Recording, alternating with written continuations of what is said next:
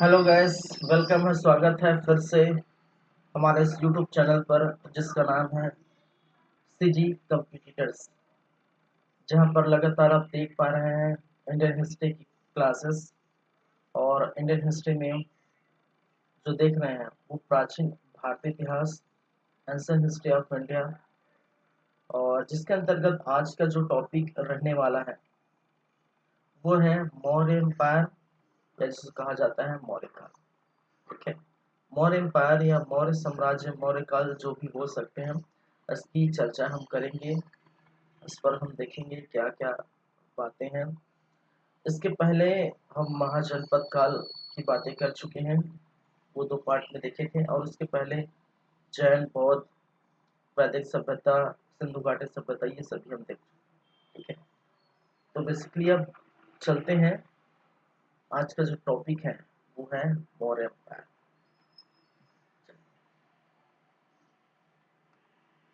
Start करते हैं आज की क्लास।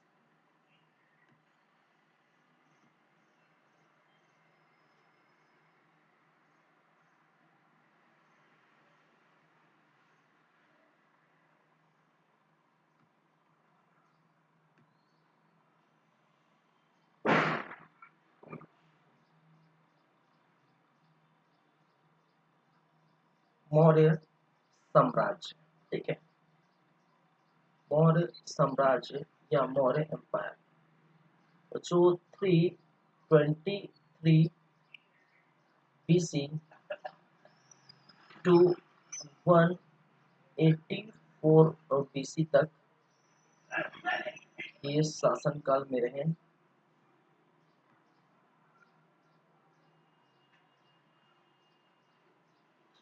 इसमें भी बातें करेंगे कि क्या क्या पढ़ने वाले हैं। ठीक है, तो मेरा यही और जो फंडा रहता है कि हम पहले ये देखेंगे कि आखिर मौर्य साम्राज्य में, मौर्य एम्पायर में हम क्या क्या पढ़ें। ठीक है, इसकी पहले चर्चा कर लेते हैं।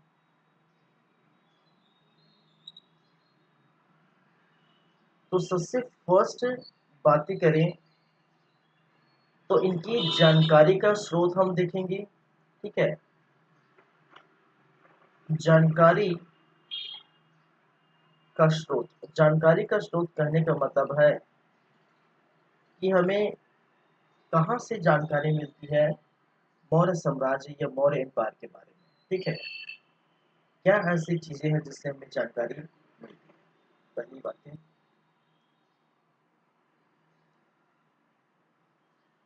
उसके बाद हम चलेंगे मौर्य प्रशासन का विस्तार।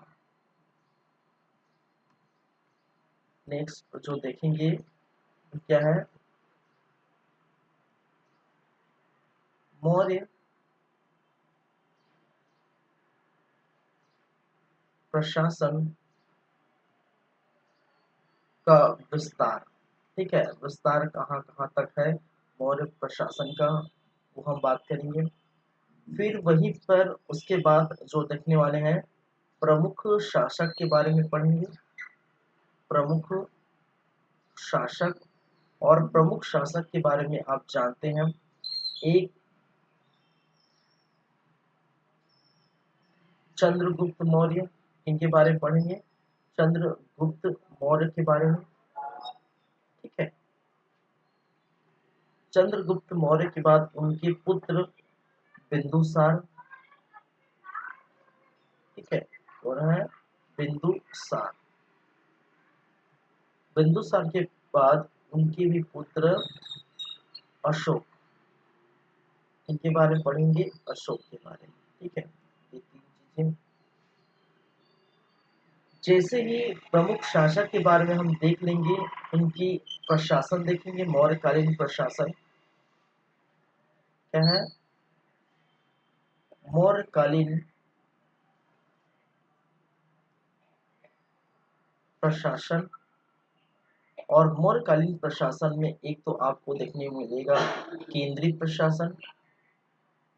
क्या है,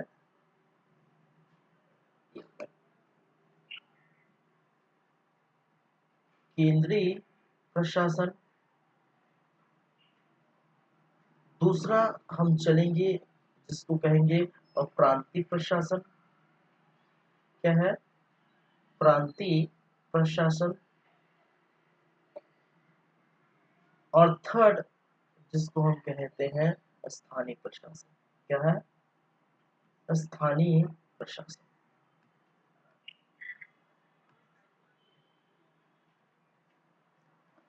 स्थानीय प्रशासन। ठीक है। उसके बाद हम इनकी अर्थव्यवस्था पर नजर डालेंगे। आर्थिक स्थिति। ठीक है। अर्थव्यवस्था कैसी थी?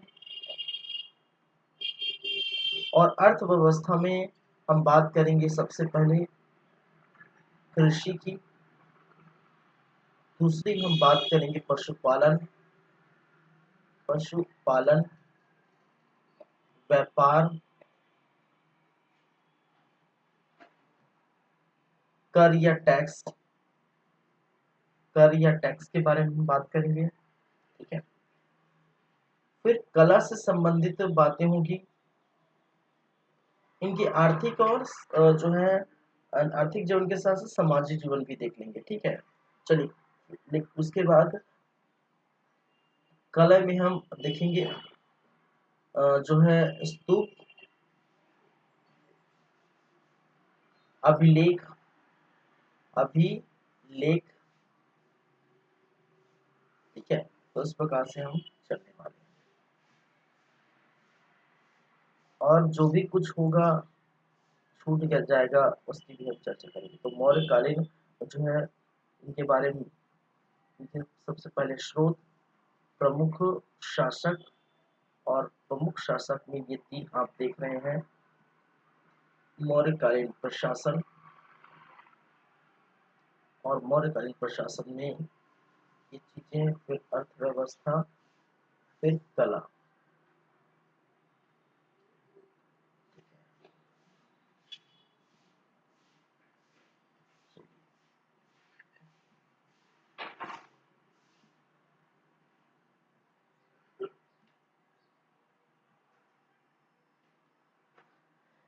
ठीक है।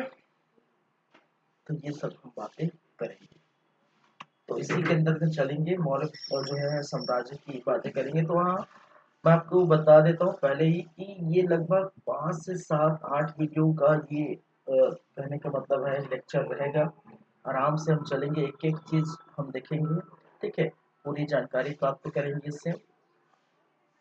चलिए, तो स्टार्ट करते हैं आज की क्लास। और आज की क्लास देख पा रहे हैं आप, मौर्य साम्राज्य।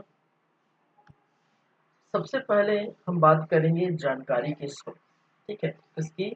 जानकारी के स्रोत। जानकारी के स्रोत कि आखिरकार हमें ये जानकारी कहाँ से मिलती है कि कोई साम्राज्य था जिसका नाम मौर्य काल था। ठीक है। मौर्य साम्राज्य था। तो जानकारी के स्रोत देख लेते हैं सबसे पहले। और जानकारी के स्रोत, अगर इतिहास में अगर किसी चीज की जानकारी के स्रोत की हम बात करें तो वो दो ही चीज से देखने को मिलती है। एक जिसको हम कहते हैं पुरातात्विक स्रोत, और दूसरा जिसको कहते हैं साहित्यिक स्रोत। ठीक है।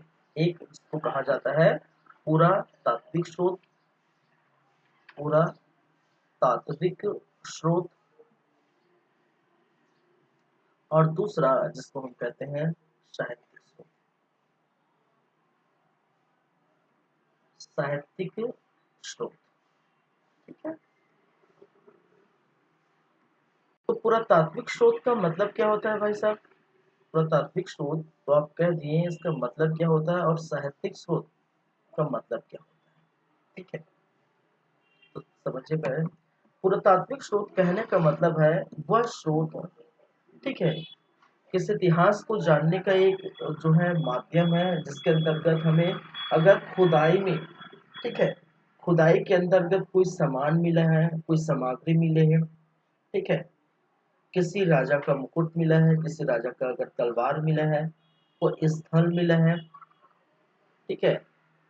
किसी राजा की किस समय चलने वाली मुद्रा मिली है, किसी राजा या किसी शासक का स्तूप मिला है, किसी राजा या शासक का अभिलेख मिला है, ठीक है, किसी राजा शासक का वृत्तखंड मिला है।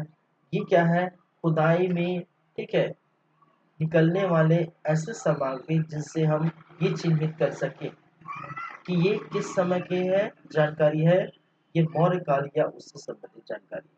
तो हम इसको क्या कहेंगे, पुरातात्विक स्रोत। पहली बात है। दूसरी बात है साहित्यिक स्रोत।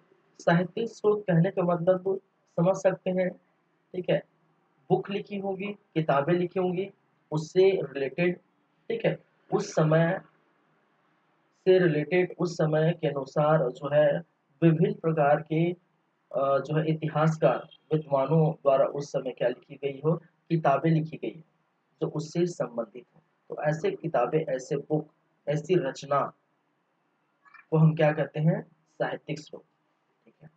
तो सबसे पहले हम देख लेते हैं पुरातात्विक स्रोत। चलिए, पुरातात्विक स्रोत में एक तो आपको देखने को मिलेगा, फर्स्ट क्या क्या स्रोत है पुरातात्विक स्रोत में, अभिलेख। अभिलेख से हमें जानकारी मिलती है, ठीक है, अभिलेखों से हमें जानकारी मिलती है। मौर्यकालीन प्रशासन, मौर्यकालीन जो शासन व्यवस्था, ठीक है, बहुत सारी चीजों की जानकारी अभिलेख से मिलती है। उस सभी अभिलेखों के बारे में हम बात करेंगे, ठीक है, जैसे गिरनार अभिलेख, ठीक है।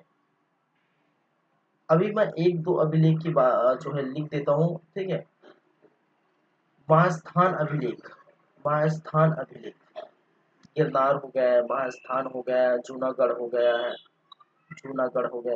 ये मैंने दो तीन एग्जांपल लिखे हैं, ठीक है, जरूरी नहीं इतने, बहुत सारे भी लिखे हैं।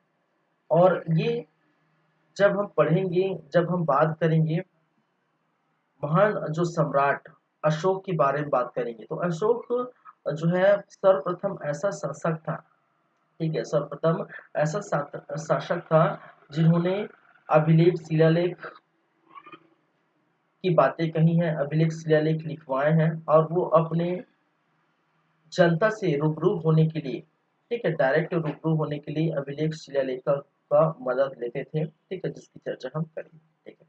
तो अशोक के समय जब आएगा तो उसकी बातें करेंगे।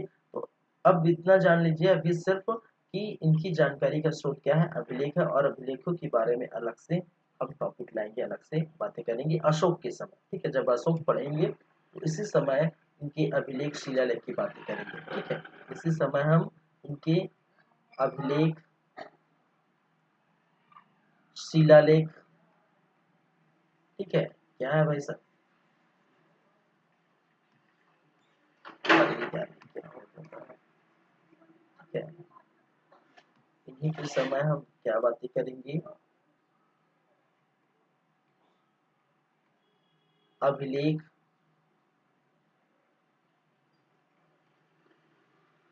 शिलालेख,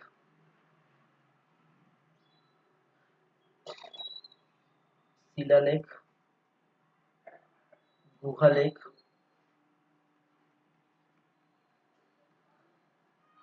स्तंभ लेख, ये सभी की बातें हम उस समय करेंगे, ठीक है। तब आपको और जो अच्छे से जानकारी मिलेगी, तब आपको अच्छे से पता चलेगा, ठीक है। जब हम चलेंगे किस पर, अशोक पर, ठीक है। तो कहाँ पर थे, ठीक है। तो जानकारी के स्रोत अभिलेख से प्राप्त होती है, ठीक है। अभिलेख क्या है, गुहालेख क्या है, शिलालेख क्या है, अगर आपके मन में आ रहा होगा अभिलेख क्या है, गुहालेख क्या है, शिलालेख क्या है, स्तंभलेख क्या है, उस सब की चर्चा हम आराम से करेंगे, ठीक है, अभी घबराइएगा नहीं। चलिए, दूसरी बातें अभिलेख के बाद जो देखने को मिलता है, मुद्रा या सिक्का, ठीक है। क्या है, मुद्रा या सिक्का। मुद्रा या सिक्के से क्या मिलती है, इनकी जानकारी मिलती है। और मुद्रा सिक्का कहने का मतलब है, यहाँ पर मुद्रा सिक्का बनाए गए थे जिसको हम कहते थे पंचमार्ग सिक्के या पंचमार्ग, ठीक है।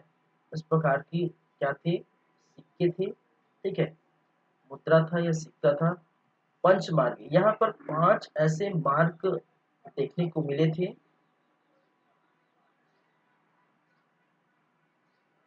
इस सिक्कों पर ठीक है। और इसी को हम क्या कहते थे, पंच मार्क सिक्के। इसको हम क्या कहते थे, पंच मार्क सिक्के।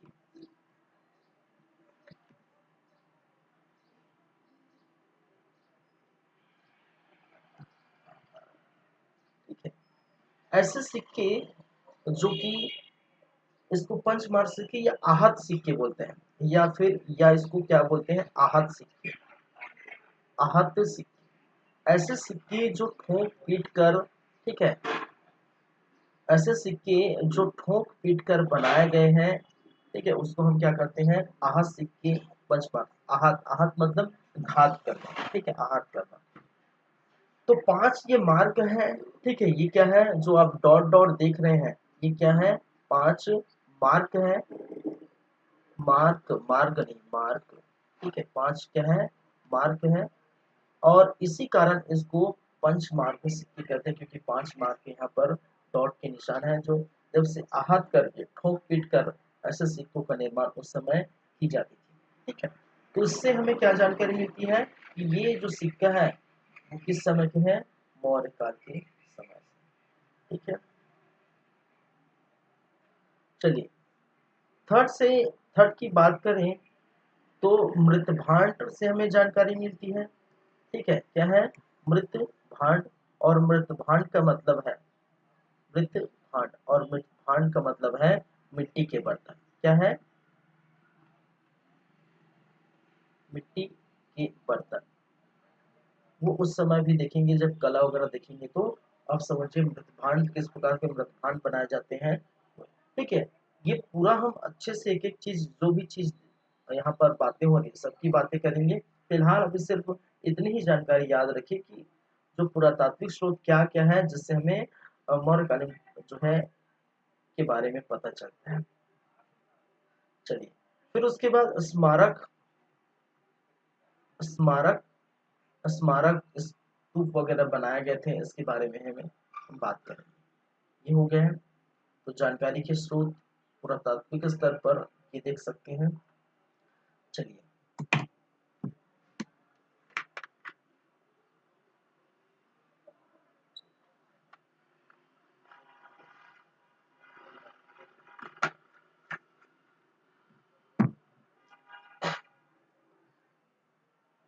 साहित्यिक स्रोत में हमें क्या क्या ऐसे स्रोत है जिनसे हमें जानकारी मिलती है मौर्य काल के बारे में।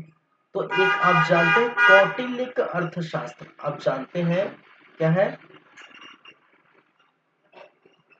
कौटिल्य का अर्थशास्त्र।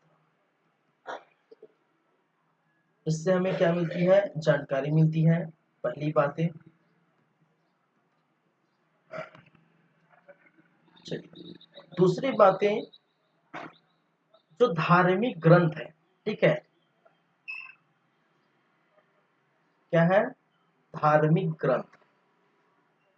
और धार्मिक ग्रंथ में जैसे बोल सकते हैं पुराण है, ठीक है, जैन धर्म है, पुराण है, जैन धर्म है, बौद्ध धर्म है। कहने का मतलब जैन ग्रंथ है, जैन धर्म बोलता हूँ, जैन ग्रंथ है, बौद्ध ग्रंथ है, जैन ग्रंथ, बौद्ध ग्रंथ, पुराण, इससे हमें क्या मिलती है, जानकारी मिलती है, ठीक है।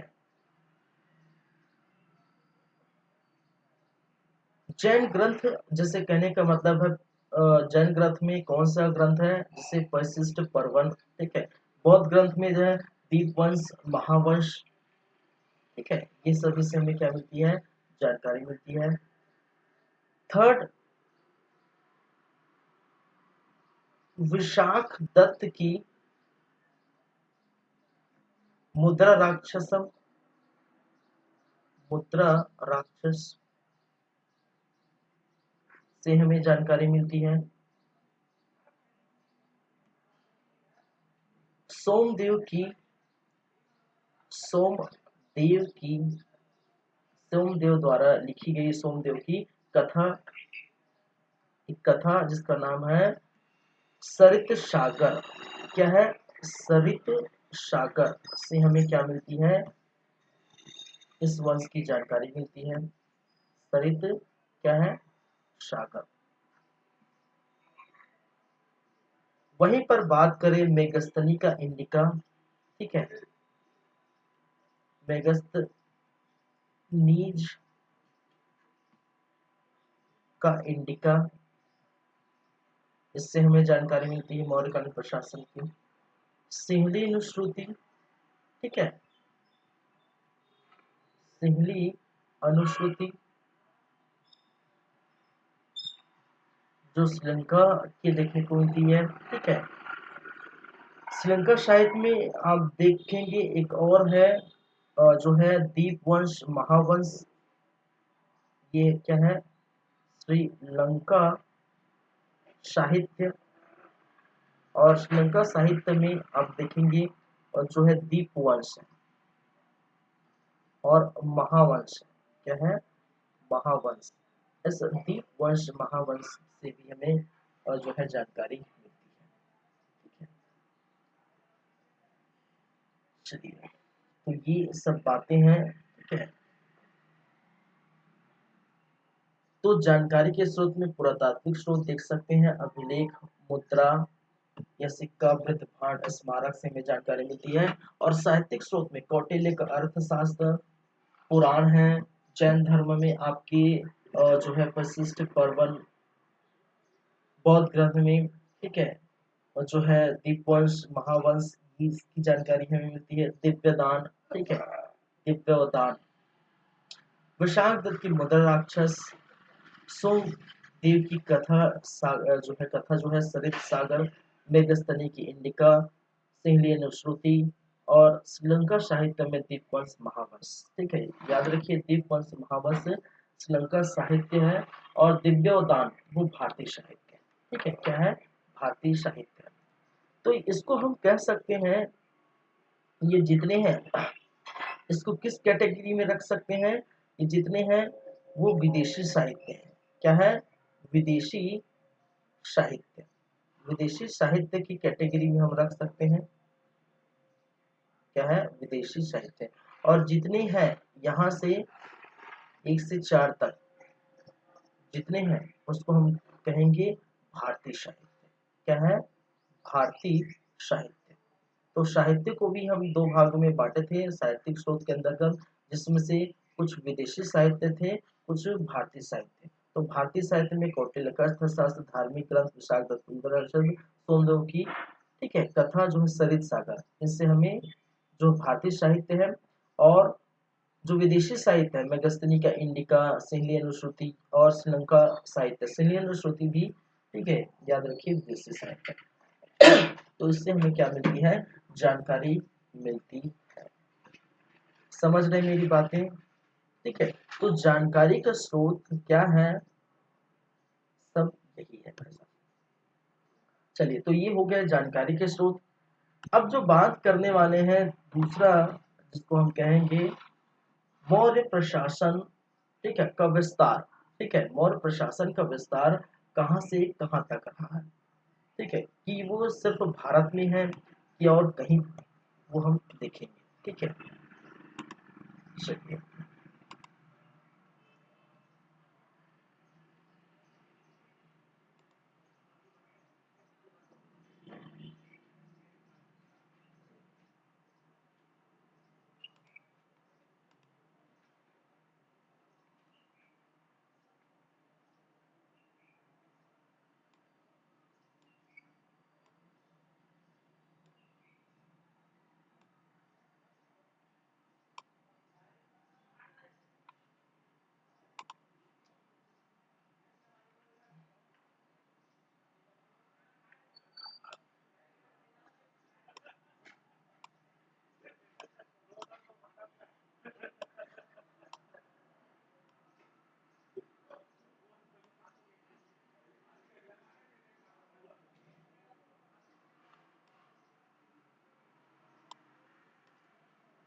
चलिए, ये ठीक है।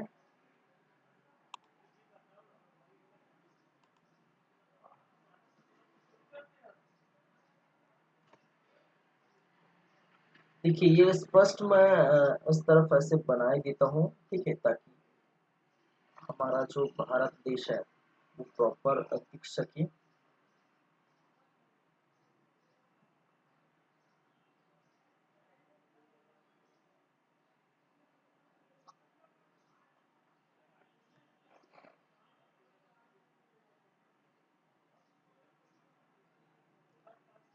हम आराम से बातें करेंगे, ठीक है, एकदम आराम से चलेंगे पूरी तरह से।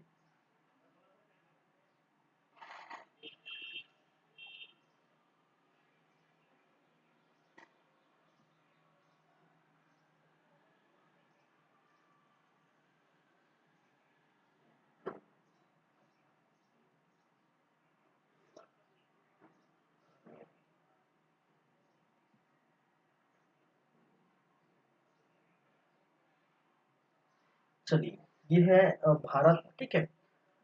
तो हम किसकी बातें कर रहे थे? मौर्यकालीन, मौर्य प्रशासन, ये मौर्यकालीन प्रशासन जो भी है, मौर्य प्रशासन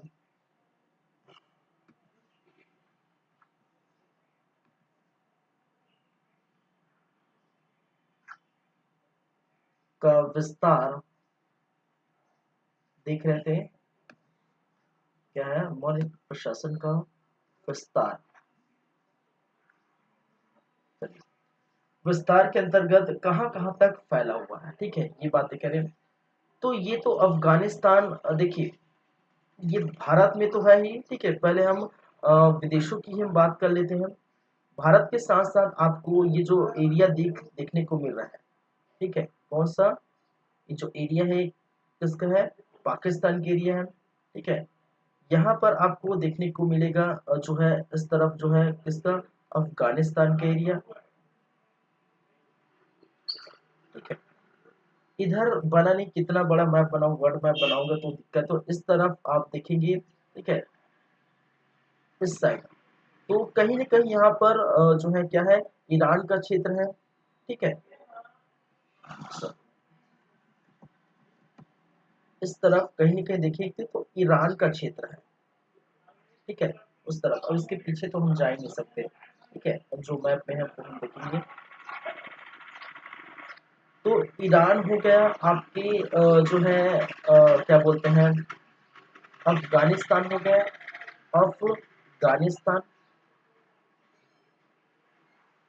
आपकी जो पाकिस्तान है, ठीक है, पाकिस्तान। फिर ये जो नेपाल का जो क्षेत्र है, कौन सा? नेपाल। ये जो नेपाल का क्षेत्र है, क्या है? नेपाल।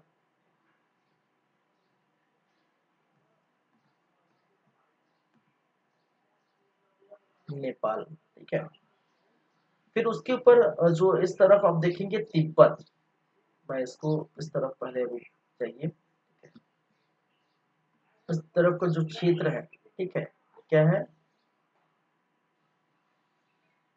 ये है तिब्बत। क्या है? तिब्बत। ये तिब्बत का क्षेत्र,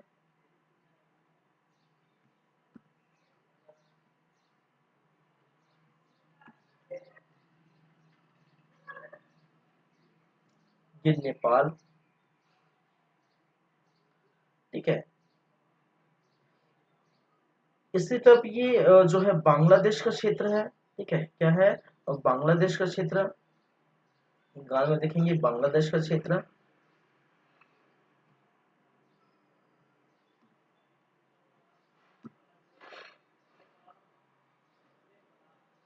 बांग्लादेश का। फिर ये जो है एरिया है म्यांमार का, ठीक है, क्या कौन सा एरिया है? म्यांमार। इसको इसकी तरफ लिख देता हूँ। कौन कौन से क्षेत्र इसके अंतर्गत आते हैं वो याद रखें।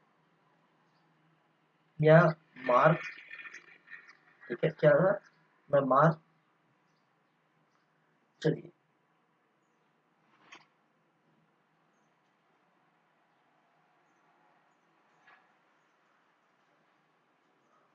ये जो आप देखेंगे कहाँ तक, जो कर्नाटक है, ठीक है, इस एरिया तक, कर्नाटक तक, ठीक है, इसके ऊपर। तो अगर ये भारत की हम बात करें, भारत में हम बात करें तो भारत में जो जितने हैं उत्तरी भारत, ठीक है, क्या है भारत के अंदर का जितने भी उत्तरी भारत है, बोल सकते हैं उत्तरी भारत, उत्तरी भारत। दक्षिण भारत के कितने तक, कर्नाटक, ठीक है, किस एरिया तक, दक्षिण भारत के कर्नाटक, कर्नाटक तक इनका छोर आज देखने को मिलता है। कहने का मतलब भारत में अगर जाएंगे, ठीक है, तो ये पूरा जो क्षेत्र है जहाँ कर्नाटक को टच करता है, तो कर्नाटक तक का क्षेत्र है, ठीक है। यहाँ से आपको फिर से पूर्व से पश्चिम दिशा ये पूरा, ठीक है, इसको मैं हटा देता हूँ, भारत तो है ही। चलिए, ये पूरा जो है दिशा है वो किसके अंतर्गत में था, ये पूरा आपके जो है मौर्य प्रशासन के अंतर्गत देखने को मिलता है, ठीक है। ये दक्षिण नहीं था, मौर्य का जो है एक तरह से अस्तित्व में नहीं आया था मौर्य काल के समय, तो कहने का मतलब है मौर्य प्रशासन नहीं था यहाँ पर, ठीक है, मौर्य प्रशासन नहीं था, नहीं था, ठीक है। चलिए, तो इतनी चीजें आप देख सकते हैं। ये मैंने बताया कि अफगानिस्तान है, ईरान मैंने कहा, ईरान जो है इस तरफ है, इस तरफ, ठीक है। इधर मैं मैप तो बना ही नहीं सकता, जाहिर सी बात है, तो आप यही समझिए ईरान जो है इस तरफ है, ठीक है, इस तरफ बोल सकते हैं, तो इसी तरफ आप देख सकते हैं, ठीक है। चलिए, तो ये ईरान है, अफगानिस्तान है, पाकिस्तान है, म्यांमार है, तिब्बत है, नेपाल है, बांग्लादेश है, ठीक है। और भारत में उत्तर से लेकर जो दक्षिण तक जो कर्नाटक के क्षेत्र है वहां तक ये विस्तृत जो है फैला हुआ है मौर्य प्रशासन, ठीक है। अगर मैं बात करूं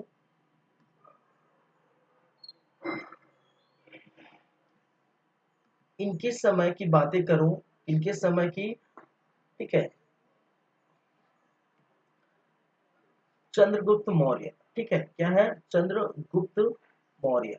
तो चंद्रगुप्त मौर्य की बातें करूं तो इनके समय जो चीजें थी, ठीक है, वो था ईरान है, आपका जो है अफगानिस्तान है, कौन कौन सा क्षेत्र, फिर पाकिस्तान है, ईरान, अफगानिस्तान, पाकिस्तान, उत्तरी भारत, उत्तरी भारत, बांग्लादेश, बांग्लादेश, ये सभी शामिल थे इस समय। अगर मैं अशोक की बात करूं, क्या है, अशोक की बात करूं तो अशोक के समय जो एड हुआ था, ठीक है, इनके किनके साथ, ये तो था ही, ईरान तो था ही, अफगानिस्तान तो था ही, ईरान तो था ही, अफगानिस्तान, पाकिस्तान, उत्तरी भारत, बांग्लादेश, इतना था ही। फिर जो है नेपाल, इस समय जो है नेपाल देखने को मिलेगा, भूटान देखने को मिलेगा, ठीक है, भूटान भी था यहाँ पर जो है देखने को मिलेगा, भूटान, यहाँ नाम लिख दिया हूँ, कोई दिक्कत नहीं। तिब्बत का क्षेत्र, तिब्बत का क्षेत्र आ जाता है दक्षिण भारत का क्षेत्र, और सबसे महत्वपूर्ण जो कलिंग, कलिंग, कलिंग का क्षेत्र, ठीक है, कलिंग का क्षेत्र इनके प्रशासन में एड हो जाते हैं।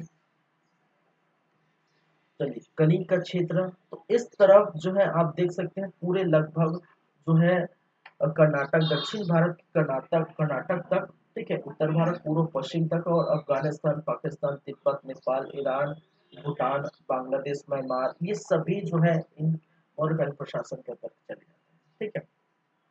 तो आप सोच लेंगे सर आपने तो चंद्रगुप्त मौर्य के बारे में लिख दिया, अशोक के बारे में लिख दिया, लेकिन आप नहीं लिखे बिंदुसार का क्या एरिया था, ठीक है। याद रखिए बिंदुसार के बारे में पढ़ेंगे, बहुत जो भाई साहब है बिंदुसार बहुत ही आरामदायक व्यक्ति था। उनके पिताश्री ने, चंद्रगुप्त मौर्य ने उनको जो भी साम्राज्य सौंप दिया उतने में खुश थे वो, कभी, ठीक है, युद्ध बुद्ध करने नहीं गए, कभी जो है जिद नहीं करे, ठीक है। और वो विलासिता की जीवन जीते थे, खाए पिए और जो है आराम फरमाए इस प्रकार से। तो वो राज्य का साम्राज्य का विस्तार कर ही नहीं पाए, ठीक है। तो उनके पिता ने जो दिया है, ठीक है, जो दुकान उनके पिता ने खोले थे, बस गल्ला पर बैठे हैं और कुछ नहीं किया, गल्ला ही संभालते गए, आगे विस्तार नहीं किए। तो चंद्रगुप्त मौर्य प्रथम ऐसा शासक है जहां पर इन्होंने इस तरह से देखने को मिला। इनके बाद उनके पोते बोल सकते हैं अशोक। चलिए, तो समझ गए समाज के विस्तार कहाँ कहाँ से कहाँ कहाँ तक है। आगे बढ़े, अब बात करेंगे, ये जानकारी के स्रोत भी हो गए, साम्राज्य का विस्तार भी हो गया। उसके बाद जो चर्चा करेंगे, उसके बाद जो बातें करेंगे, वो प्रमुख शासक की बातें करेंगे। और प्रमुख शासक में सबसे प्रथम जो है वो हम देखेंगे चंद्रगुप्त मौर्य के बारे में, ठीक है। सबसे प्रथम जो है एक एक लाइन से हम देखेंगे, ठीक है। इसके बारे में बात करेंगे, चंद्रगुप्त मौर्य। चलिए, तो प्रथम जो शासक है वो है चंद्रगुप्त मौर्य।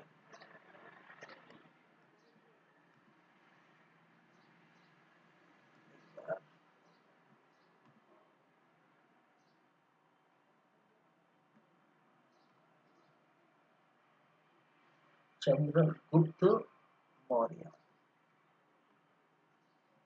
जिनका समय जो था 322 बीसी टू 298 बीसी। आपको याद आ रहा होगा 298 बीसी? आपको 298 बीसी याद आ रहा होगा कि नहीं आ रहा होगा? नहीं आ रहा है?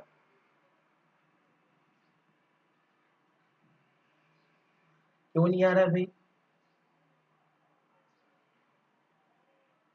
अरे मैं तो बताया था यार, याद आ रहा है 298 बीसी। अंत कैसे होता चंद्रगुप्त मौर्य के? किनके अनुयायी थे? बौद्ध धर्म की, जैन धर्म या कोई अदर? ठीक है, श्रवण बेलगोला, मैसूर, कर्नाटक, याद आ रहा है? ठीक है, याद आ जाएगा जब बातें करेंगे, ठीक है।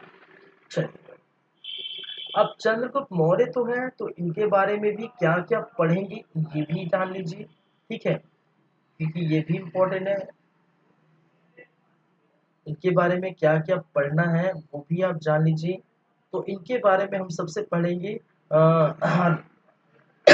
पृष्ठभूमि, ठीक है।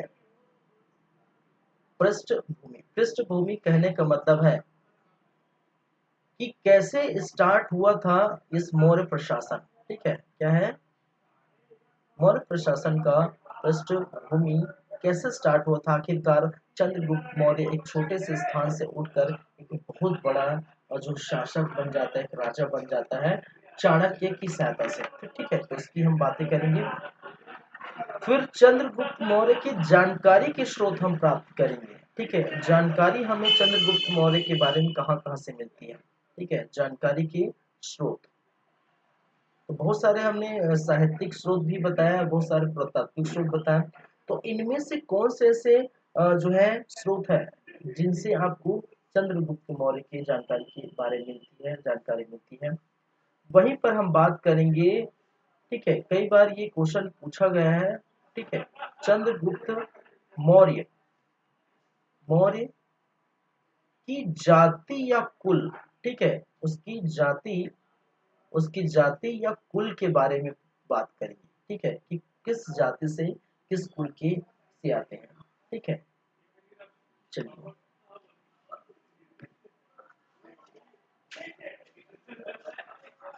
चलिए, जानकारी के स्रोत हो गए, जाति और कुल के बारे में बात करें।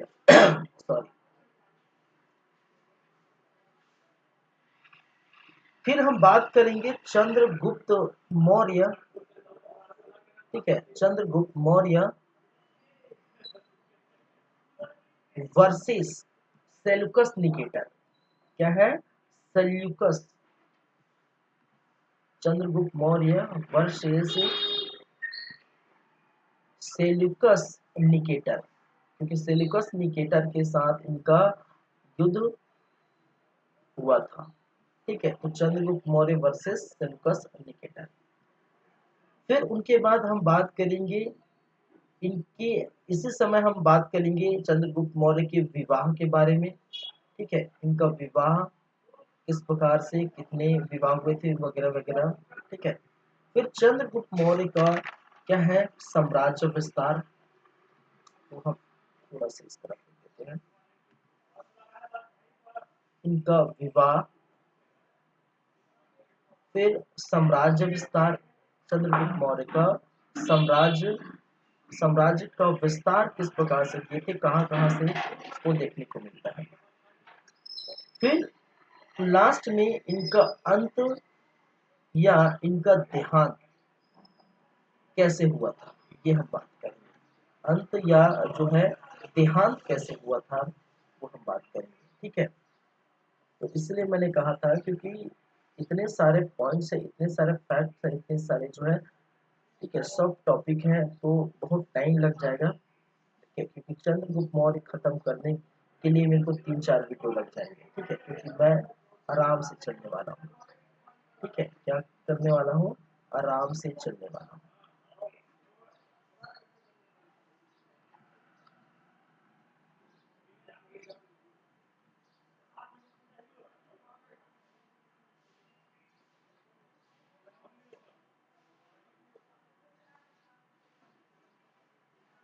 अंत या देहांत किस प्रकार से होते हैं, वो हम देखेंगे।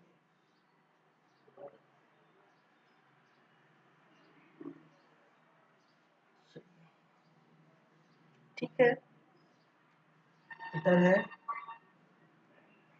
स्टार्ट करें। तो पहले मैं थोड़ा सिस्टम को चार्ज में लगा देता हूँ, फिर स्टार्ट करते हैं।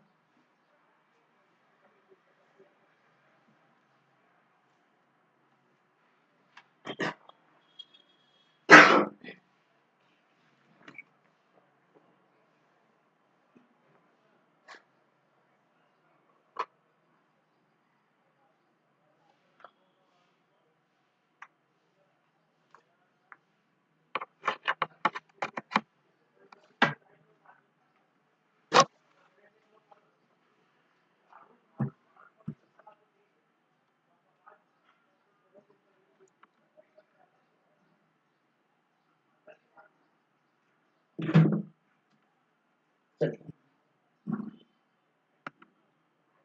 तो सबसे पहले हम बात करेंगे पृष्ठभूमि की, और उसको आप एकदम आराम से समझिएगा। ठीक है, ये किस प्रकार से, ठीक है, थोड़ा कहानी है, किस प्रकार से पृष्ठभूमि तैयार होता है मौर्य काल का, वो हम देखेंगे। ठीक है, थोड़ा आराम से समझिएगा इस चीज को।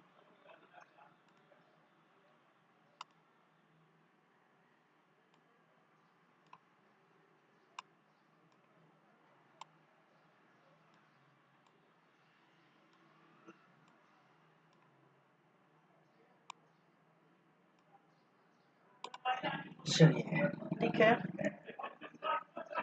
ये जो है, अगर बात करें तो फिर से वही मैं कर लेता हूँ, थोड़ा भारत को अलग से हाईलाइट कर देता हूँ। भारत का क्षेत्र ये बहुत ही जरूरी है। ठीक है,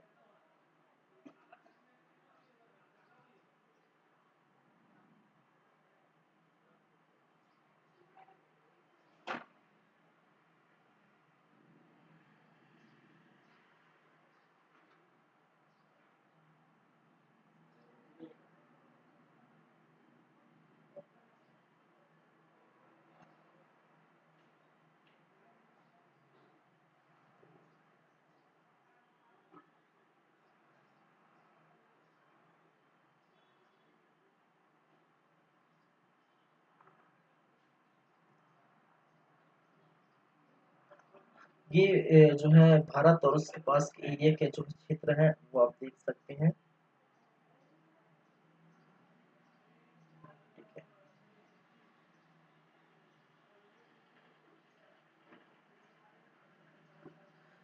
चलिए, ये वाला जो पोर्शन आप देखेंगे, वो आप जानते हैं कौन से एरिया है, पाकिस्तान के एरिया, ठीक है। इस तरफ आप जाएंगे तो अफगानिस्तान के एरिया, ठीक है, क्या है, अफगानिस्तान। और इधर मैंने कहा था, ठीक है, ईरान के एरिया, ठीक है, ईरान यूनान के एरिया, इस तरफ।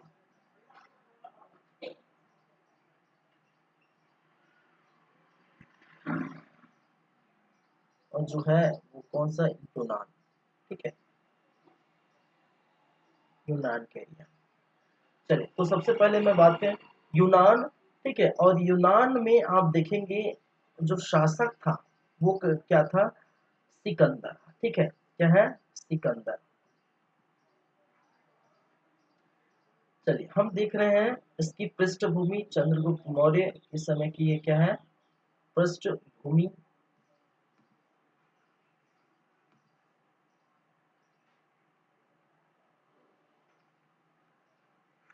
और पृष्ठभूमि किस प्रकार से तैयार होती है, ठीक है, क्या पृष्ठभूमि है, कैसे साम्राज्य तैयार होता है, उसकी हम चर्चा करेंगे। तो इस समय, ठीक है, क्या क्या पॉइंट्स है मैं लिख देता हूँ यहाँ पर, ठीक है, फिर एक एक करके डिस्कस करें, ठीक है। सिकंदर का भारत आक्रमण, भारत आक्रमण आपको देखने को मिलेगा, ठीक है। और ये जो है 326 BC, ठीक है, 326 BC को। वहीं पर हम बात करेंगे चाणक्य के बारे में, चाणक्य। और चाणक्य जो है वो तक्षशिला का प्रोफेसर था, तक्षशिला का प्रोफेसर, ठीक है। वहीं पर अगर बात करेंगे, ठीक है, घनानंद या धनानंद, घनानंद या धनानंद, और ये कहा था, मगध का, ठीक है। हम देखे थे 16 महाजनपद, ठीक है, महाजनपद का है, तो मगध शासक था ये। और घनानंद उस समय मगध शासक था, जिस समय हम, ठीक है, जिस समय बोल सकते हैं कि चंद्रगुप्त मौर्य आए ही नहीं था, तब की बात है, ठीक है। ये समय है जब चंद्रगुप्त मौर्य शासन पर था ही नहीं, ठीक है। चलिए, जो पाकिस्तान है, पाकिस्तान में हमने बात की थी, कब कब बात की थी भाई, पाकिस्तान में हमने ये बात की थी कब की समय, महाजनपद काल में। तो महाजनपद काल में हम देखे तो एक क्या था, गंधार था, एरिया क्या था भाई, एरिया कहने का मतलब है आपका महाजनपद एक क्या था, गांधार महाजनपद था, ठीक है, ये हम देखे थे, क्या है, गांधार। और इस गांधार महाजनपद में एक स्थान है जिसको हम कहते हैं तक्षशिला, ठीक है। कहने का मतलब गांधार महाजनपद की राजधानी क्या थी भाई, क्या थी, तक्षशिला, यही थी, ये दूसरा था, तक्षशिला। मैंने कहा था कि सबको आपको याद रखनी है, ठीक है, 16 महाजनपदों की बातें, 16 महाजनपदों की कहानी, ठीक है, तक्षशिला, 16 महाजनपदों की जो है राजधानी याद रखें। तो गांधार पाकिस्तान में है और उनकी राजधानी क्या है, तक्षशिला। और इसी तक्षशिला पर, ठीक है, यही तक्षशिला पर आप जानते हैं, ठीक है, यहाँ पर चाणक्य क्या था, चाणक्य प्रोफेसर था, क्या था, चाणक्य प्रोफेसर, ठीक है, इसी तक्षशिला का।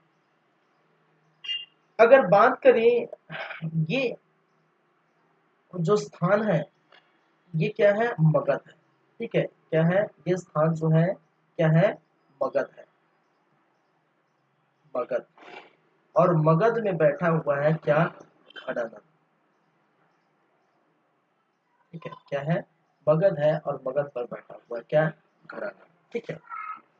अब बातें करते हैं, चलिए, यहीं पर यूनान है और इधर जो है ईरान भी देखने को, ठीक है। मैं ऐसे ही बना देता हूँ भाई साहब समझने के लिए, क्योंकि वर्ल्ड मैप है इतना बड़ा तो मैं बना ही नहीं सकता। ये यूनान है, ठीक है, और ये क्या है आपका, ईरान है।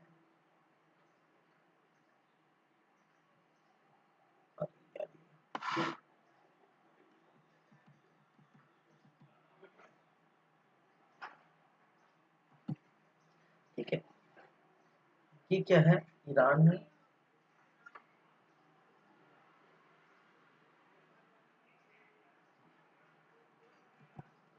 चलिए, और ईरान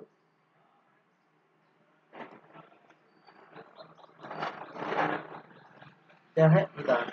और ईरान के जो शासक है, ठीक है, ईरान के जो शासक है वो क्या थे? दारा, दारा या डेरियस। क्या था? डेरियस। ये क्या था? ईरान शासक, ईरान शासक।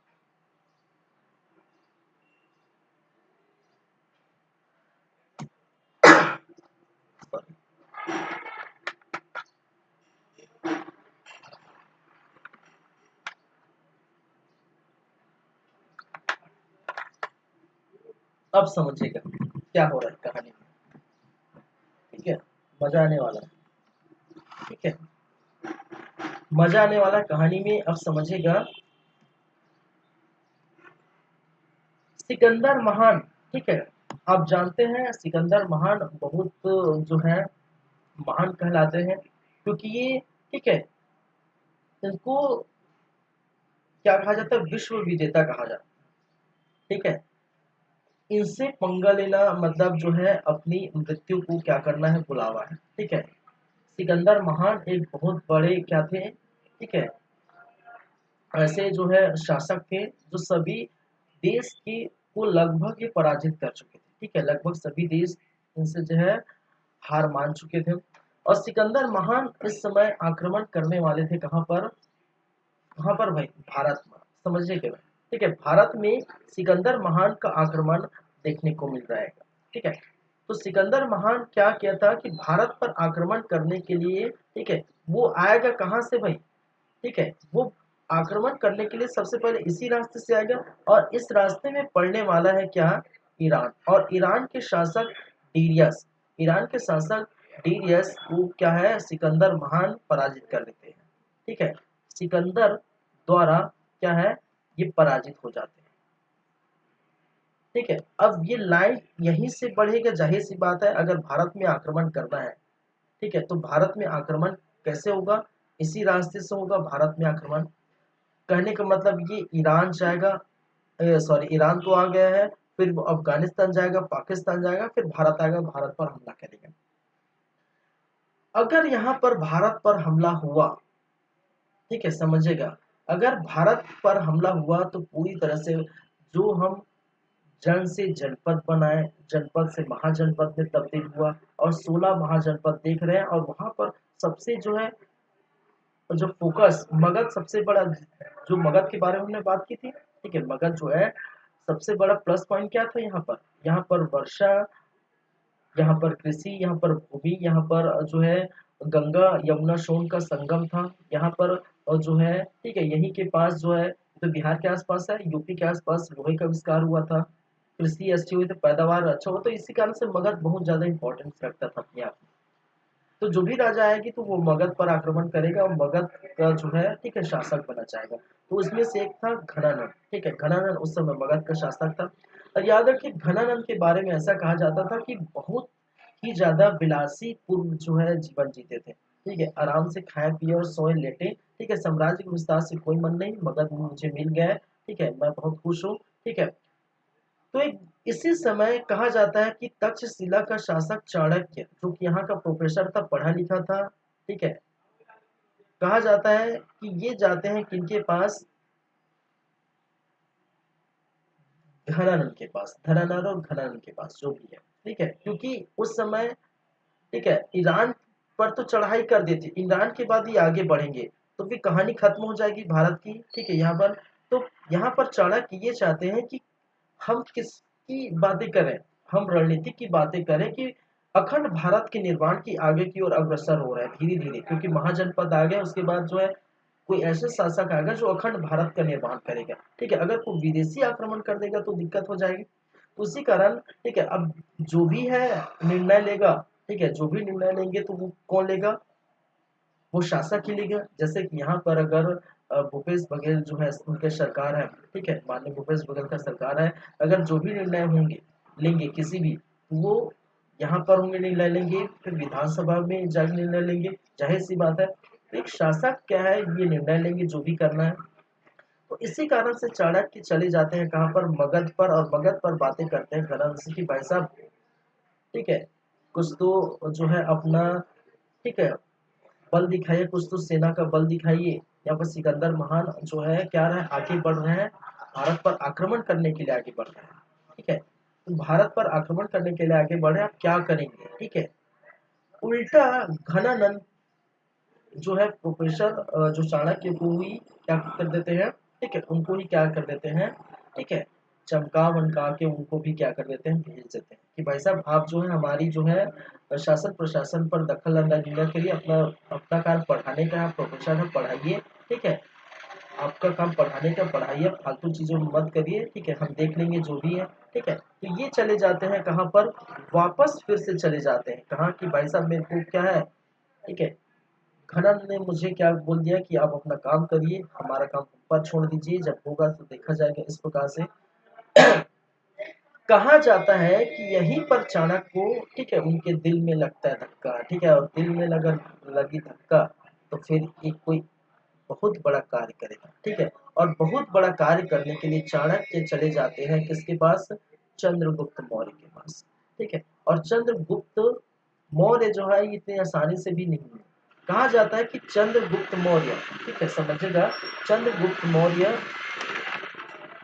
जो है उस समय एक ऐसे जो शिकारी के पास मौजूद थे, ऐसे शिकारी के पास मौजूद थे, ठीक है, जो क्या करते थे, ठीक है, शिकारी कार्य करते थे, ठीक है, उनके पास ये मौजूद थे। चंद्रगुप्त मौर्य को जब देखें, कहा जाता है कि चाणक्य ने जब चंद्रगुप्त मौर्य को देखा तो उनके मन में ये जगी कि ये क्या है, ये इस मगध का, इस भारत का अगला शासक बनने के लायक है। क्यों? क्योंकि ये शिकारी कार्य करते थे, शिकारी कार्य करते थे, चंद्रगुप्त वहीं पर ये काम करते थे, ठीक है।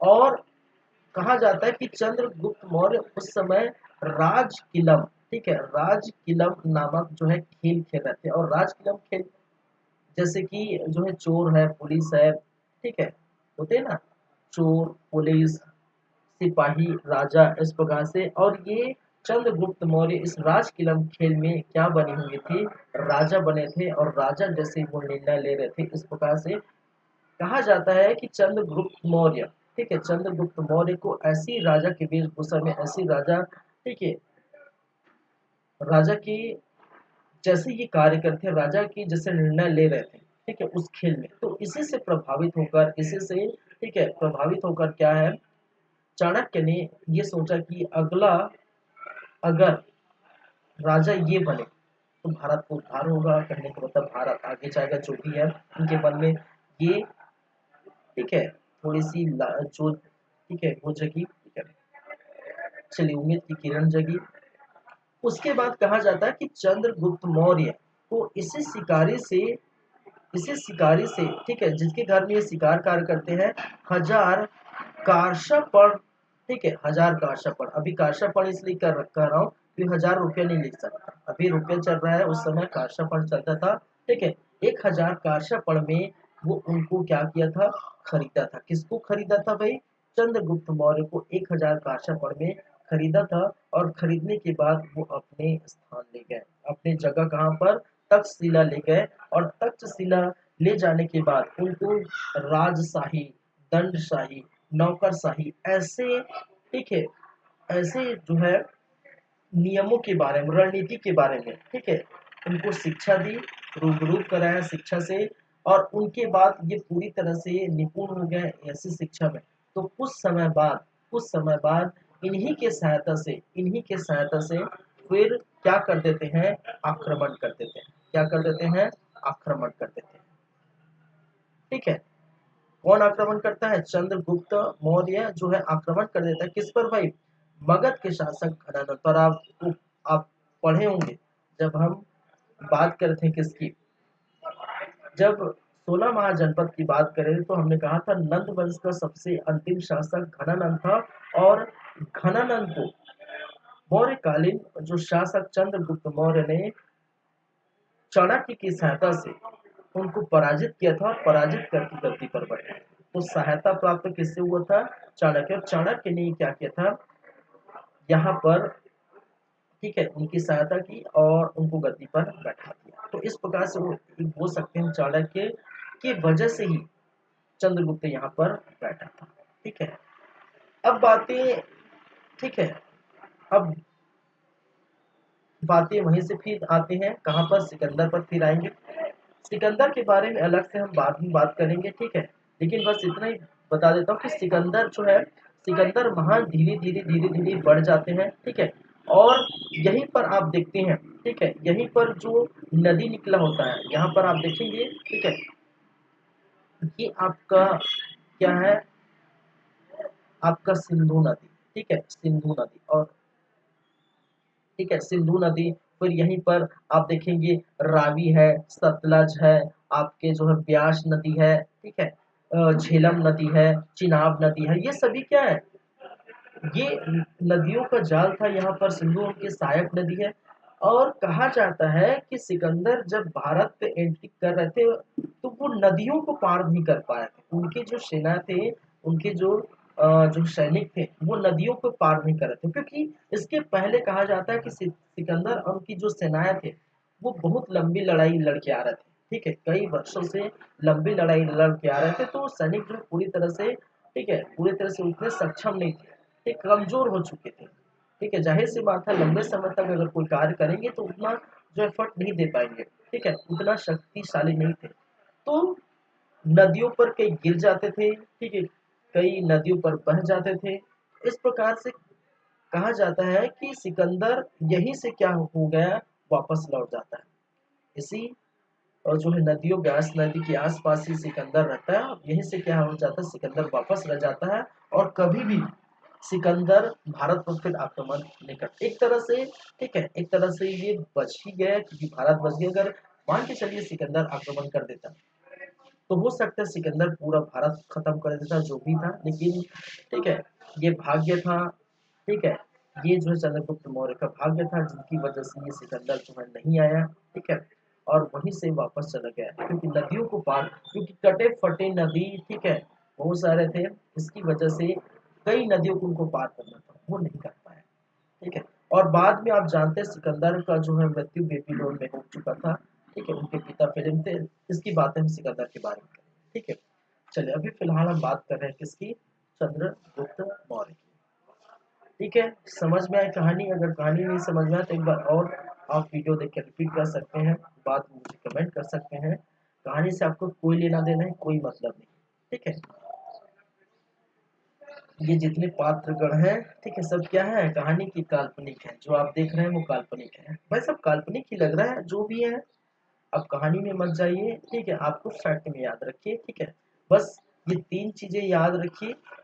और ये भी इतना भी याद नहीं रखना है, तो आगे जो बात करेंगे उसकी याद रखिए, ठीक है, क्योंकि चंद्रगुप्त मौर्य में जो पृष्ठभूमि को याद करना न करना आपकी मर्जी है, आपको इससे कोई मतलब नहीं। ये कहानी सिर्फ सिर्फ आपको समझाने की जो पर्पस से है। आपको अगर समझ आया, अच्छा लगा तो अच्छी बात है, नहीं आया तो दिमाग से स्किप भी कर सकते हैं, ये आपकी मर्जी। इससे ठीक है ना, एग्जाम में ऐसा कोई कहानी वहानी घूम के आएगा, कुछ भी नहीं आएगा, ठीक है, कुछ भी नहीं होने वाला, नहीं आपकी कहीं बुक में आपको नजर भी आएंगी ऐसा कोई कहानी, ठीक है। आप बड़े-बड़े जो बुक है, बड़े-बड़े जो राइटर है, जो आप कहानी पढ़ते हैं, तो कहानी वाले राइटर भी, या फिर आप जो इतिहास वगैरह देखते हैं, ठीक है, जो कहानी नहीं आता वीडियो में इतिहास वगैरह, तो उनके बारे में तो ये कहानी मिलेगा, वैसा है। और इससे इनका जो है ज़रूरत आपको, ठीक है, एग्ज़ाम पॉइंट ऑफ व्यू के लिए ऐसा कुछ ज़रूरत नहीं है। फैक्ट चीज़ याद रखिए, लेकिन फैक्ट चीज़ याद रखने के लिए थोड़ा बहुत अगर कहानी पता चलेगी तो वो तो माइंड में जो है वो जल्दी जो है कैचअप होता है, माइंड में जल्दी आता है। चलिए, कोई नहीं, कोई बात नहीं। चलिए, ठीक है, आगे चलिए।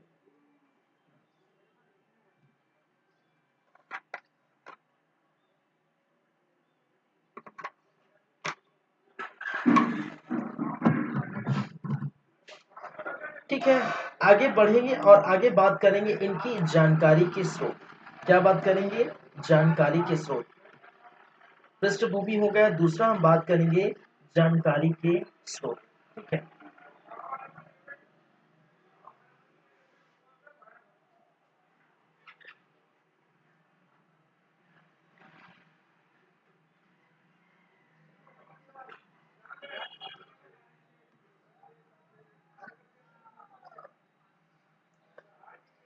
चंद्रगुप्त की जानकारी के स्रोत हमें कहाँ कहाँ से मिलती है? एक तो है आपका यूनानी लेखक से, यूनानी लेखकों से जानकारी मिलती है। ठीक है, यूनानी लेखकों से आपको जानकारी मिलती है, जैसे कि जो है सेंड्रोकोट्स है। ठीक है, क्या है सेंड्रोकोट्स, किसने कहा है?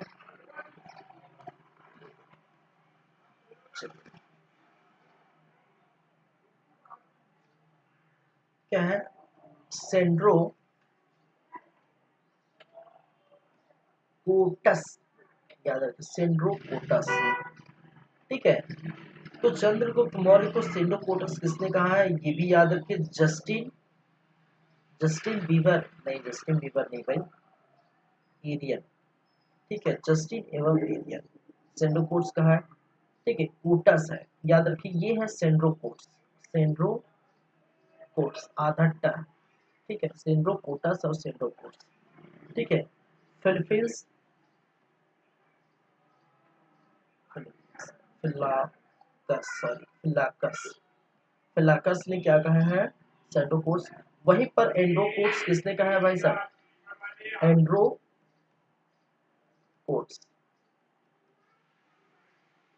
एंड्रोकोट्स प्लूटार्क ने कहा है। प्लूटार्क, प्लूटार्क क्या कहते हैं इनको? एंड्रोकोट्स कहते हैं। और वहीं पर एक नाम आता है विलियम जोन्स। क्या है? William Jones. और विलियम जोन्स भाई साहब ने इन्हीं की पहचान की थी। ठीक है, विलियम जोन्स ने ये तो कह दिया, लेकिन इनकी पहचान किसने की है? याद रखिए चंद्रगुप्त मौर्य की। ठीक है, चंद्रगुप्त की पहचान, चंद्रगुप्त मौर्य की पहचान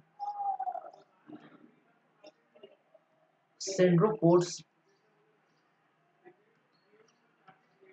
सेंड्रोकोटस, सेंड्रोकोट्स और जो है सेंड्रोकोटस, सेंड्रोकोट्स और एंड्रोकोट्स, एंड्रोकोट्स से की। ठीक है, चंद्रगुप्त मौर्य, चंद्रगुप्त की पहचान सेंड्रोकोटस, सेंड्रोकोट्स, एंड्रोकोट्स से की। ये याद रखिए। करने वाले कौन है, पहचान करने वाले कौन है? William Jones. कहने वाले कौन है? यूनानी लेखक। ठीक है, यूनानी लेखक कौन है? ये सभी है। ठीक है, जस्टिन, एलियन, प्लूटार्क, ये सभी क्या है? ऐसे यूनानी लेखक है जिन्होंने कहा है, लेकिन इनकी पहचान किसने की है? William Jones. ठीक है,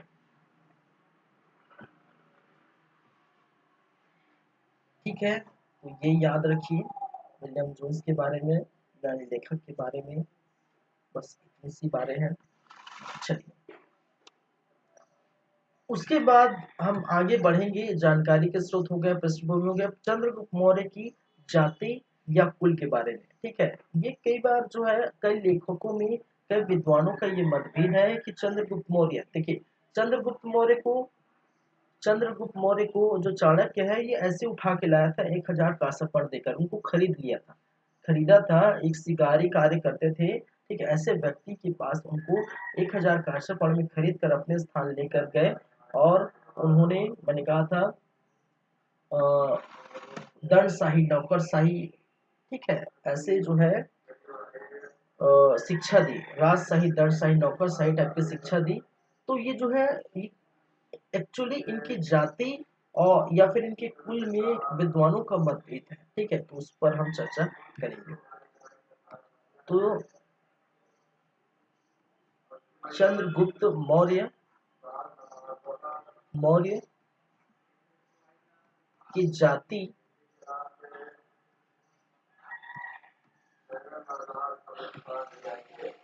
की जाति या कुल, ठीक है, के बारे में हम अगर बात करें। ठीक है, चलिए इसको थोड़ा अच्छे से बना लेता हूँ, प्रॉपर ठीक नहीं लग रहा है। चंद्रगुप्त मौर्य की जाति या कुल किस जाति के थे, किस कुल के थे, ठीक है, इसके बारे में हम बात करेंगे। तो किन किन विद्वानों ने क्या क्या कहा था उसकी हम बातें करेंगे। तो अगर मैं फर्स्ट बात करूं तो किसी ने इसको मूरा जाति का कहा है, ठीक है, क्या कहा है, मूरा जाति का। मूरा जाति कहने का मतलब है मोर पालने वाले, ठीक है, मोर पालने वाले, ठीक है। किसी ने इनको क्या कहा है, मूरा जाति का कहा है, और मूरा जाति कहने का मतलब है मोर पालने वाले, ठीक है। किसी ने इसको पारसी कहा है, क्या है, पारसी जाति का, ठीक है। किसी ने चंद्रगुप्त मौर्य को क्या कहा है, पारसी कहा है। तो किसी ने चंद्रगुप्त मौर्य को नीच कुल का कहा है, नीच कुल, ठीक है। इनको किसी ने क्या कहा है, नीच कुल या निम्न कुल कहा है। तो किसी ने इनको क्षत्रिय कहा है, तो किसी ने इनको वैश्य भी कहा है, ठीक है। तो अलग अलग विद्वानों का क्या है, अलग अलग क्या है, मत है, ठीक है।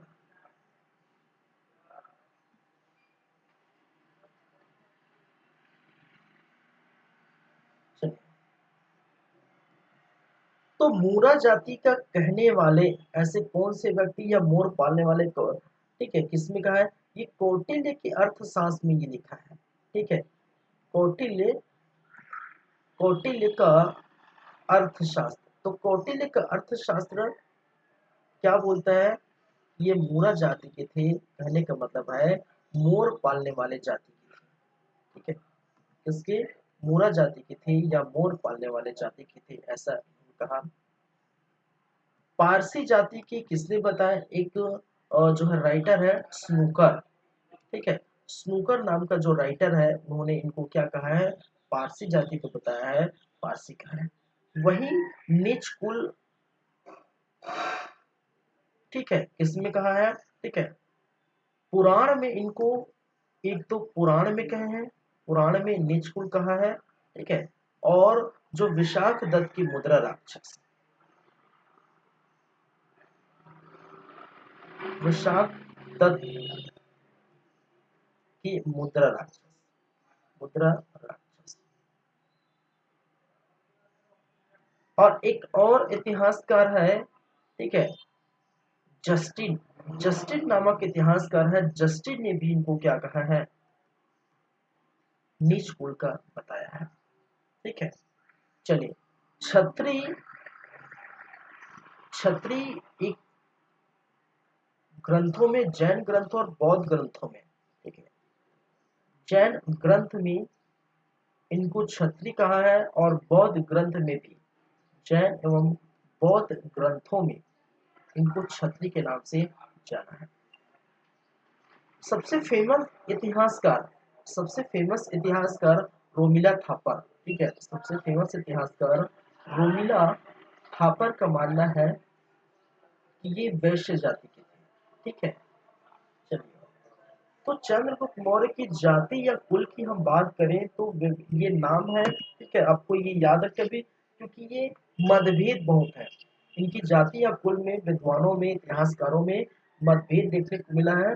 किसी ने मोर का जाति, मोर पालने वाले जाति का मतलब इसको मोरा जाति कहा है, जो कौटिल्य का अर्थशास्त्र बोलते हैं। वहीं पर पारसी स्नूकर ने कहा है, ठीक है। पुराण में जस्टिन एवं वृषांक की मुद्रा राक्षस में इसको नीच कुल का या नीच जाति को बताया है। वहीं पर जैन धर्म और बौद्ध धर्म की बातें करें तो इनके जो ग्रंथ है, जैन ग्रंथ और बौद्ध ग्रंथ, इन जैन ग्रंथ और बौद्ध ग्रंथ में इनको क्षत्रिय जाति का बताया है, क्षत्रिय जाति का कहा है। वहीं पर फेमस राइटर जो रोमिला थापर, फेमस जो इतिहासकार राइटर रोमिला थापर का कहना है कि वैश्य जाति की से ये ताल्लुक रखते थे कौन, चंद्रगुप्त मौर्य, ठीक है। तो चंद्रगुप्त मौर्य के बारे में, इस जाति के बारे में हम, चलिए, ठीक है, चीजें, चलिए, ये जाति के बारे में हो गया चंद्रगुप्त मौर्य के। इसके बाद जो बात करेंगे वो Chandragupta Maurya versus Seleucus Nicator के बीच क्या क्या चीजें हुई, क्या क्या बातें हुई, उसकी हम बात करेंगे। ठीक है, चलिए।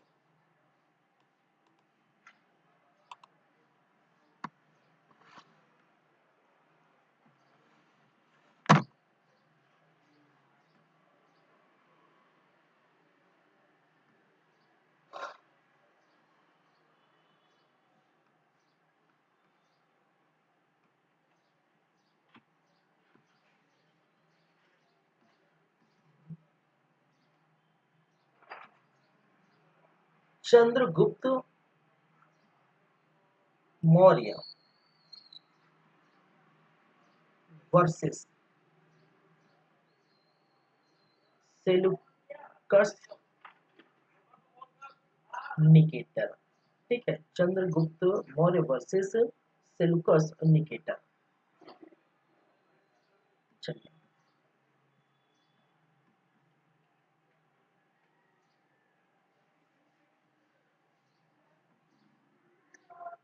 चंद्रगुप्त मौर्य के बारे में जानते ही हैं। अगर मैं बात करूं सेलुकस निकेटर की, सेलुकस निकेटर कौन है भाई? सेलुकस निकेटर चंद्रगुप्त मौर्य के बारे में जानते हैं। सेलुकस निकेटर के बारे में, ये सिकंदर का सेनापति था, सिकंदर महान। ठीक है, सिकंदर का क्या था? सेनापति था। ये सिकंदर के बाद यूनान की गद्दी पर बैठा। सिकंदर के बाद यूनान की गद्दी पर बैठा। ठीक है, यूनान की गद्दी पर बैठा।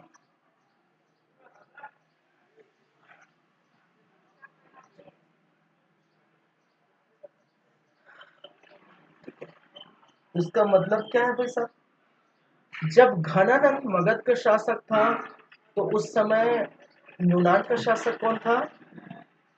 यूनान का शासक सिकंदर था। जब मौर्य काल हुआ तो जब चंद्रगुप्त मौर्य यहाँ का भारत का शासन था तो यूनान का शासक कौन था? Seleucus Nicator. ठीक है, क्या है? Seleucus Nicator. सेलुकस निकेटर और चंद्रगुप्त मौर्य दोनों के बीच क्या हो जाते हैं? युद्ध हो जाते हैं। ठीक है, क्या हो जाते हैं? युद्ध हो जाते हैं, और यहाँ पर सेलुकस निकेटर पराजित हो जाते हैं। ठीक है, अब सेलुकस निकेटर का युद्ध हुआ था किनसे भाई? चंद्रगुप्त मौर्य से। और ये हुआ था 305 BC। ठीक है, 305 BC। और इस युद्ध के बारे में अगर हम बात करें, ठीक है, इस युद्ध में चीजें देखने को मिलती हैं कि चंद्रगुप्त मौर्य क्या हो जाते हैं? विजयी हो जाते हैं। जाहिर सी बात है, पर जो है किनका हाथ है भाई? किनका हाथ है? चाणक्य का हाथ है। ठीक है,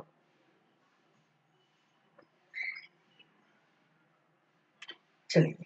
तो प्रथम ऐसा शासक है जहां पर जो यूनानी ऐसा प्रथम शासक है जहां पर ये क्या हो जाते हैं? पराजित हो जाते हैं। चलिए, अब पराजित हो गए तो जाहिर सी बात है, आप देखेंगे पराजित होने के बाद, ठीक है, इनसे क्या होता है? संधि हो जाता है। ठीक है, पराजित हो गए तो जाहिर सी बात आपको छोड़ेंगे नहीं। अब छोड़ेंगे नहीं तो क्या करेंगे भाई साहब? तो क्या कर लेते हैं, पराजित होने के बाद ये क्या कर लिए, इसको मैं अलग से इनके बारे में है। ठीक है, और पराजित होने के बाद ये संधि कर लेते हैं। क्या है? संधि हो जाता है। और संधि के तहत क्या क्या बातें होती हैं वो यदि देखें तो संधि का पहला, ठीक है, संधि या समझौता का पहला वो था कि जो सेलुकस निकेटर, ठीक है, सेलुकस निकेटर ने अपनी पुत्री, निकेटर ने अपनी पुत्री, अपनी पुत्री हेलेना से, सॉरी, अपनी पुत्री हेलेना का चंद्रगुप्त मौर्य से विवाह कर देते हैं लोग। चंद्रगुप्त मौर्य से क्या करते हैं, विवाह। सेलूकस निकेटर ने अपनी पुत्री हेलेना का चंद्रगुप्त मौर्य से विवाह कर देते हैं, पहली बात है। ठीक है, चलिए अच्छी बात है भाई, जो उसको ही पराजित कर दिया उनको ही दामाद बना लिया। ठीक है, अपनी पुत्री का विवाह हेलेना हेलेना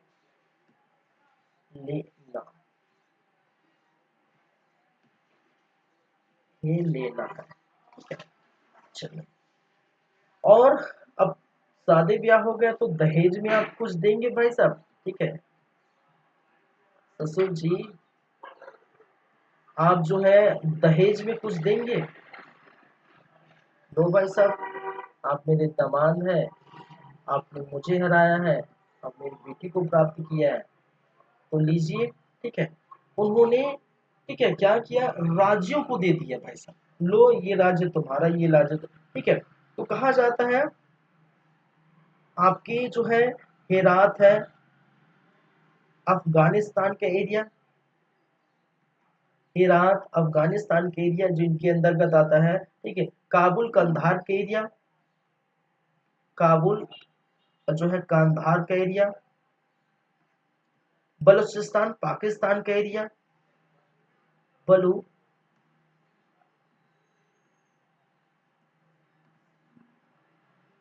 बलूचिस्तान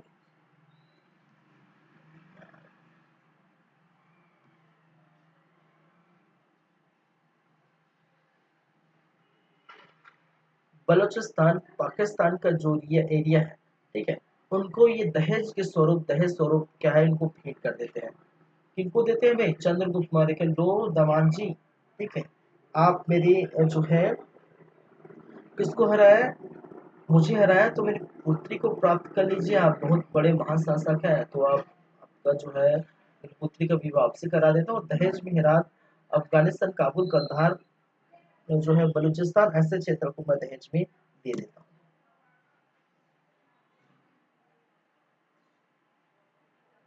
चलिए, और यहीं पर आप देखने को मिलती है, ठीक है, जो सेलुकस है, ठीक है, सेलुकस निकेटर है, इसी सेलुकस निकेटर का एक था राजदूत। ठीक है, हाँ, इसी सेलुकस निकेटर क्या था, राजदूत। और राजदूत के बारे में, ठीक है, जानते हैं। ठीक है, राजदूत था मेगस्थनीज, क्या था, मेगस्थनीज। और इसी जो है मेगस्थनीज, इसी राजदूत मेगस्थनी को भेजा था किसके पास, किसके पास भेजा था भाई, चंद्रगुप्त के दरबार में। मेगस्थनी, राजदूत मेगस्थनी को चंद्रगुप्त के दरबार में भेजा, चंद्रगुप्त के दरबार में भेजा था। ठीक है, अब जानते हैं इस बारे में कि मेगस्थनी ने क्या लिखा था, इंडिका। ठीक है, मेगस्थनी क्या लिखा था भाई साहब, इंडिका। मेगस्थनी का जो है इंडिका लिखा था। और जो मेगस्थनी क्या थे, वो किसके राजदूत थे, वो सेलुकस निकेटर का राजदूत था। ठीक है, तो चंद्रगुप्त मौर्य और सेलुकस निकेटर के बीच मैंने कहा युद्ध हुए थे। इस युद्ध में चंद्रगुप्त मौर्य की जो है विजय हुई थी, और विजयी होने के बाद उन दोनों के बीच संधि हो गई थी, और संधि में, ठीक है, समझौते में कहा गया कि अपनी पुत्री, ठीक है, इनकी पुत्री हेलेना का विवाह, इनकी जो पुत्री है हेलेना का विवाह चंद्रगुप्त मौर्य से कर देते हैं भाई साहब। ठीक है, वो उनके दामाद बन गया, और दामाद बनने के बाद दहेज तो देना पड़ेगा, तो दहेज स्वरूप, ठीक है, हम जो है गाड़ी बंगला कार जो भी देते हैं भाई साहब, ये पूरा जो है राज्य सौंप दिया। ठीक है, तो दहेज स्वरूप, दहेज के रूप में उन्होंने क्या किया,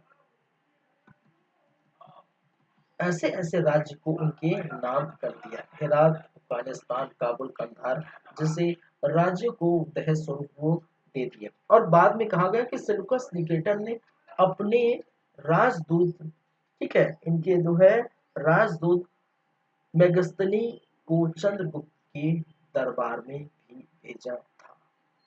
बातें समझ में आएंगी, बातें क्लियर है।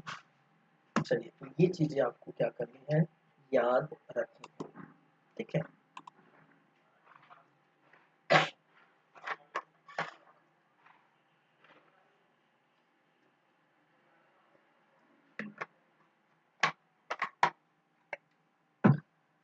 चलिए